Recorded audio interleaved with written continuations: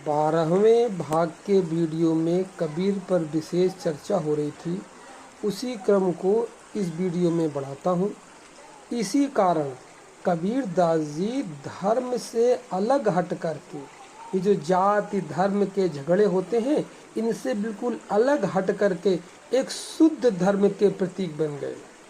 कैसे, ये आपको पिछली 12वीं भाग पढ़ना देखना पड़ेगा। उसी तरह हमको भी यदि परमात्म तत्व का सच्चा अनुभव करना है तो जाति धर्म संप्रदाय वर्ग मान्यता इन सबसे ऊपर उठना पड़ेगा। हाँ, इतना जरूर है कि इस संबंध में कबीर दास जी बड़े ही सौभाग्यशाली रहे हैं। कुछ कारण ही प्रकृति का ऐसा बन गया कि पैदा कहीं हुए, कोई तालाब के किनारे छोड़ गया, पता नहीं किस जाति के थे, किस धर्म के थे, किस संप्रदाय के थे। इसी कारण वो किसी विशेष जाति धर्म से बंधे नहीं और इसी आधार पर ब्रह्मांड की विराट शक्ति, जिसे परमात्मा कहते हैं, उसका अनुभव कर लिया कबीरदास ने। और हम सब लोग क्या करते हैं? हम सब लोग अपनी अपनी परंपरा में बंध करके पूजा है, पाठ है, जप है, तप है, उपासना है, ये सब करते रहते हैं।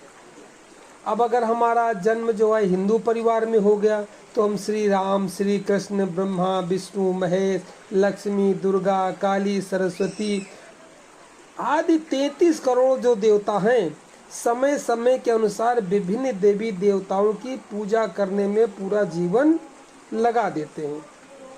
अब यहाँ पर थोड़ा समझना पड़ेगा कि जब सभी मानव एक से हैं और मानव को संचालन करने वाली शक्ति एक सी है, तो उनकी पूजा व अनुभव करने की विधि भी तो कोई एक ही होनी चाहिए।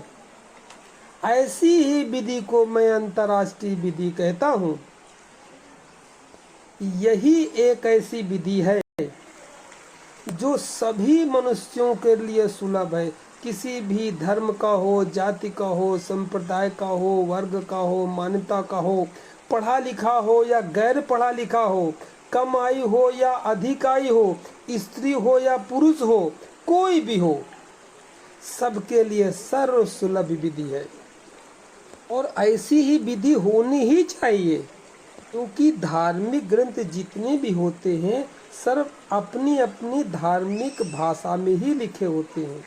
अब जैसे हिंदुओं का धर्म है, हिंदुओं का जो हिंदू धर्म है उसके ग्रंथ आपको संस्कृत में मिलेंगे। तो क्या जिस व्यक्ति को संस्कृत आती नहीं है, मंत्रों का उच्चारण करना आता नहीं है, क्या उसका प्रभु से नाता नहीं जुड़ेगा? कोई व्यक्ति यदि शिक्षित नहीं है, अनपढ़ है, बेचारा अंगूठा टेक है, तो क्या उसके अंदर राग, द्वेष, प्रेम, हिंसा, आस्था, विश्वास ये सब नहीं है क्या? ये सारे के सारे उसके अंदर हैं। इन सब का शिक्षा से कोई संबंध नहीं है। इसीलिए मैं कहता हूँ कि भगवान का, परमात्मा का अनुभव करने के लिए शिक्षा का कोई संबंध नहीं है। अब कबीरदास की चर्चा हो रही तो कबीरदास को ही ले लीजिए। कबीरदास जी ने अपने स्कूली शिक्षा के विषय में क्या लिखा है कि मसी कागज तो छुओ नहीं, कलम गही नहीं हाथ। एक साधारण सी बात है, बिल्कुल देसी भाषा में, अपनी भाषा में बात है, समझिए। हम सब सांस लेते हैं, सभी का हृदय धड़कता है, सभी अनंत ब्रह्मांड की जो अदृश्य शक्ति है उस शक्ति को किसी न किसी रूप में जरूर नमन करते हैं। सभी अपने अपने भावों को अपनी निज भाषा में प्रकट कर सकते हैं। इसीलिए तो कहा गया है कि परमात्मा जो है भाव का भूखा है। वहाँ संसारिक ये डिग्रियाँ MA, BA, PhD ये सब काम नहीं आती हैं। आपने समाज में अक्सर सुना होगा कि बड़ों बूढ़ों की सेवा करो, उनका आशीर्वाद लो, उनकी बद्दुआएं और श्राप कभी मत लो। अब ये आशीर्वाद, दुआ हुई, बद्दुआ हुई, इनकी कोई क्या भाषा होती है? सारी की सारी मात्र भाव की बातें हैं, ये हृदय के उद्गार हैं। संस्कृत है, हिंदी है, उर्दू है, पंजाबी है, फारसी है, अंग्रेजी है, सारी की सारी भाषाएं ही परमात्मा की भाषा है।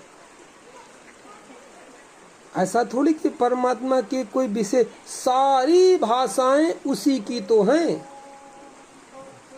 इसीलिए कहा गया है कि अध्यात्म के जगत में भाषा गौड़ है, यानी कम महत्व तो नहीं रखती है। यहाँ भाव प्रधान होता है। भाव, मन की भावना प्रधान, हृदय की भावना प्रधान होती है। परमात्मा जो है आपके भीतर की तड़प, यानी परमात्मा की जो प्यास की तड़प होती है, उस तड़प को समझता है, उस प्यास को समझता है, उस भाव को समझता है। इसीलिए परमात्मा के अनुभव करने की, ध्यान साधना की ऐसी कोई अंतर्राष्ट्रीय विधि होनी चाहिए जो किसी भाषा से, जाति से, धर्म से, उम्र से, लिंग से, स्त्री से, पुरुष से कहीं कहीं किसी हद तक, किसी भी सीमा तक बंधी न हो। सभी प्रकार के मानव के लिए एक स्वतंत्र विधि होनी चाहिए।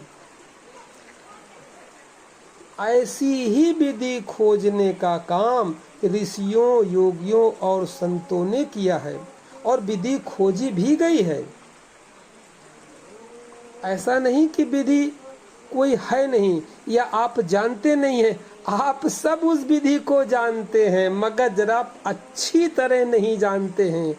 ये जो मेरे 90 दिन का जब आप ये कोर्स कर लेंगे तो जो विधि निकल के आएगी, आप कहेंगे अरे ये तो मैं पहले ही जानता था। जानते हैं मगर उसकी भूमिका आपको पता नहीं कि कितनी ऊंची चीज है वो।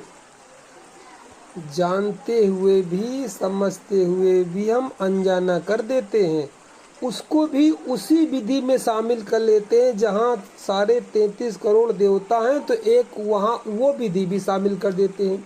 विधि आपको आगे बताएंगे हम।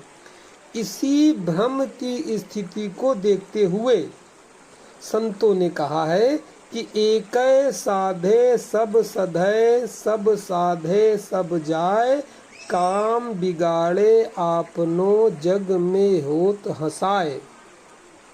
इतने 33 करोड़ देवी देवताओं की पूजा न करके केवल एक की पूजा कर लो, एक को साध लो। मगर कौन एक?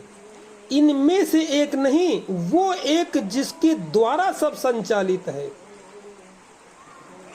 ने इसका अर्थ ये लगाया कि इन 33 करोड़ों देवताओं में से एक नहीं। मैं ये नहीं कह रहा हूँ, मैं कह रहा हूँ जो 33 करोड़ देवी देवताओं को सुपर पावर जहां से मिल रही है, उस एक की आराधना करनी है।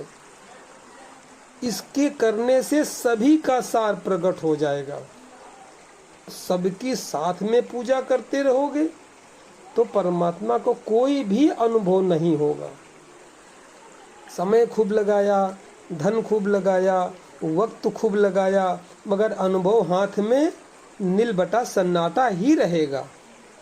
हाँ, साइकोलॉजी स्थल पे कुछ देर के लिए थोड़ी आप मान लें, मगर अंत में देखेंगे कि नील बटा सन्नाटा ही हाथ में आएगा और संसार में जग हंसाई अलग होगी। लोग यही कहेंगे ना, देखो बड़ी पूजा पाठ करता था, शोर मचा मचा कर, घंटे घड़ियाल बजा कर पूजा करता था, फिर भी उसको सुकून नहीं है, शांति तो थी ही नहीं, संतुष्टि भी बिल्कुल नहीं थी, और हाय तौबा करते करते मर गया। और ऐसा नहीं है, कभी कभी हम महाज्ञानी भी बन जाते हैं तो कहने लगते हैं कि सबका मालिक एक है, परमात्मा एक है, मगर यह केवल अपनी जबान से कहने की बात होती है। जब भी सच्चाई का सामना करना पड़ता है तो घरों में हो या मंदिर में हो या कहीं भी हो, आप जा कर के देख लीजिए। जब सच्चाई का सामना करना पड़ेगा तो उस एक को भूल जाएंगे। क्यों भूलेंगे? वो पता ही नहीं कि एक है क्या, और सभी देवी देवताओं की पूजा करने लग जाएंगे। उस समय ये भूल ही जाएंगे कि सबका मालिक एक है। ये जब सबका मालिक एक है तो उस एक की पूजा करो ना।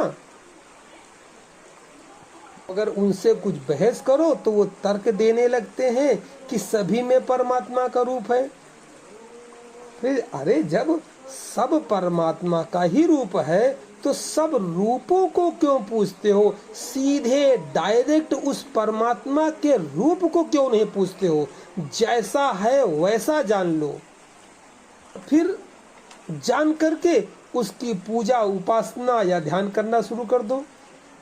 लेकिन असली बात तो ये है कि हम सब कहते तो हैं कि परमात्मा एक है, लेकिन वह कैसे एक है, या कहाँ है, या उसके गुण क्या हैं, कैसे अनुभव होगा, बस ये सब नहीं जानते हैं। यही कारण है कि एक परमात्मा एक है कहते हुए भी हम अनेकों को जीवन भर पूजते और आराधते रहते हैं। बस इसी मुख्य बात को लेकर के विस्तार से समझाने के लिए ये 90 दिन की क्लास चलाई जा रही है। यदि 90 दिन आपने यानी क्रमांक भाग 1 से लगातार अगर सुनना चालू कर दिया तो आपके मस्तिष्क में बिल्कुल सेट हो जाएगा, पता चल जाएगा कि परमात्मा क्या, क्यों, कैसे, कहाँ, और ये 33 करोड़ देवी देवता क्या, सुप्रीम क्या और सुप्रीम की पूजा क्या और अंतर्राष्ट्रीय विधि क्या, सारी बात बिल्कुल क्लियर हो जाएगी। जब मस्तिष्क में यह बात क्लियर हो जाएगी, इसके पश्चात फिर ध्यान साधना की प्रयोगात्मक कक्षा लगेंगी। तब करेंगे तो मान लिया पहले भी आप ध्यान करते थे, फिर भी ध्यान करेंगे, मगर दोनों में अंतर है। पहले तो उथले मन से करते थे, जैसे सामान्य तौर पे शंकर जी, हनुमान जी, रामचंद्र जी सबकी पूजा कर लिया और बैठ के थोड़ा ध्यान भी कर लिया, यानी थोड़ी सी जीवन की ऊर्जा बची है, उसको 70 जगह लगाते घूमेंगे तो क्या ध्यान का अनुभव होगा? इस कोर्स के करने से ये मस्तिष्क में परिपक्व हो जाएगा कि वो एक कहाँ है, कैसा है, कैसे उपासना की जाती है। बस इसी के लिए ये कोर्स चलाने का मेरा उद्देश्य है। अगर किसी का कोई प्रश्न बनता हो तो आप कमेंट में लिखिए, समझ में बात आ रही हो तो लिखिए, कहीं कोई दिक्कत हो, परेशानी हो तो लिखिए, तो उस पर अलग से आपको वीडियो बना के समझा दिया जाएगा।